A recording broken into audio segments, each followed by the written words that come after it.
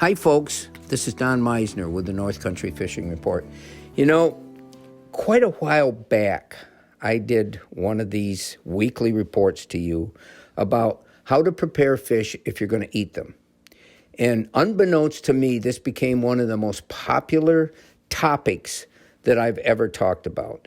And so I wanted to sort of go back and sort of visit this again and let you know some of the things that I think are important, because now with ice fishing coming upon us, there's a sort of a shift in the emphasis in a lot of cases of people keeping the fish that they catch and eating them. And that's part of what one of our privileges is here in New York State. And the DEC sets limits to all this. But let's talk about what you should do to make sure that the fish that you catch can taste the best when you go to eat them. So here's some of the things that I wanted to talk to you about.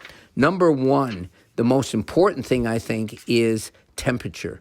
As soon as you catch those fish, you got to get them in cold conditions, whether that means get them in ice, whatever. The second thing that is just as important is as soon as you can, you take their insides out, because you want to stop any spoilage, which is going to take place. It's going to start taking place as soon as they die. So this is the second thing that you should do if you're fishing for trout. You just take their insides out. That's a real simple process. A little bit different with other fish. Then here's something that you might not consider, but back when I was a kid, most of the people kept the skin on their fish, and they would scale them. They would take this device and take the scales off so that they could eat them. I've always skinned the fish, and it's all a matter of preference, but that I really recommend doing that, skinning the fish, getting the skin off. Now, there's an exception, because whenever you catch trout, their scales are so minuscule, I guess you could say, that they just become part of the skin. And if you fry up trout, the skin actually can be the tastiest of all the parts of that fish. However, this is what you've got to decide. But I would recommend skinning the fish, and then you have to fillet them. And again, I'm not talking about trout, but most fish, if you fillet them, and if you know how to do it, if you're good at it, you're going to have mostly meat and hardly any bones. And that's what you're really looking for. Now, here's something that I think most people have never done, and I found out about it by accident. But one of the things that I have done over the years is when I put those fish, before I freeze them, before we cook them, I put them in a little saucer of milk or cream or something like that, and let them set in the fridge overnight in that milk. Now, here's what that does. It takes a lot of any kind of other flavors, oily flavors that might be in some fish, the flavors that they get because of the type of weeds that they might live in, or whatever the water is that they're in.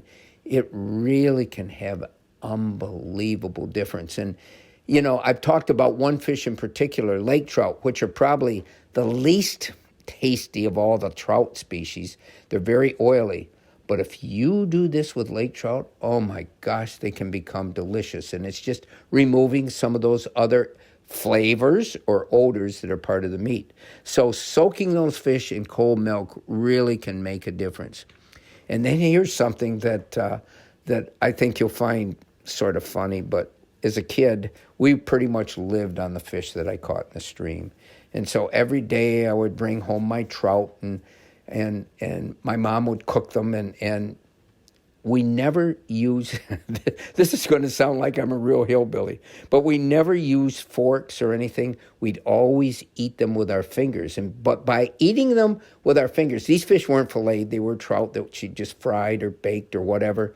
You can feel whatever bones are there, and you just remove them, and it just became the way we ate fish. We probably did it with bass or pike too. I can't really remember.